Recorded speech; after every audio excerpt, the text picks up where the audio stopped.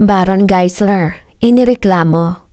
Mga Cheka Peps, ang inyong lingkod si Cheka Marie, ang tagatid ng pinakamainit at pinaka-shocking na Cheka sa Pinoy showbiz.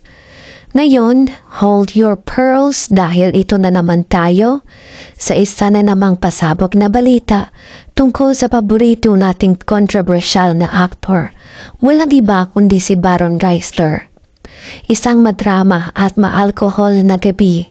Pasado 3:00 ng madaling araw, umalingaw-ngaw ang pangalan ni Baron matapos makatanggap ng reklamo ang Mandawi City Police.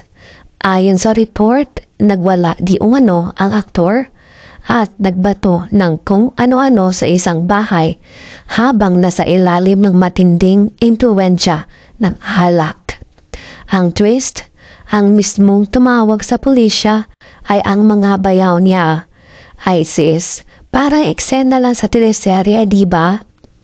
Dahil dito, naaresto si Baron sa paglabag sa Mandawi City Ordinance No. 11, 2008-434 na nagpaparusa sa public drunkenness at severe intoxication. Pero wait, hindi nagtagal sa kulungan si Baron dahil agad siyang pinyansahan ng kanyang misis. Aba, true love ito. Baron, umalma, may fake news nga ba? Matapos ang kagimbal-gimbal na pangyayari, ang ding sumagot si Baron sa pamamagitan ng isang statement sa social media. Aniya, may mga maling impormasyon na kumakalat na hindi raw na-verify ng ilang news outlets bago i-report. Nako, sino kaya ang pinapatatamaan niya? Sabi pa niya, breaking my silence, there's a lot of misinformation circulating, especially from news outlets that fail to verify the facts before reporting. Irresponsible journalism has blown things out of proportion, creating unnecessary confusion. Cheka Peps, ano sa tingin nyo? Fake news ba? O talagang nagbalik ng dating Baron? Comment na yan sa baba at pag-uusapan natin. Dahil kilala natin si Baron sa kanyang open struggle sa alcohol addiction, marami ang nagtatanong, nag-relapse na naman kaya siya.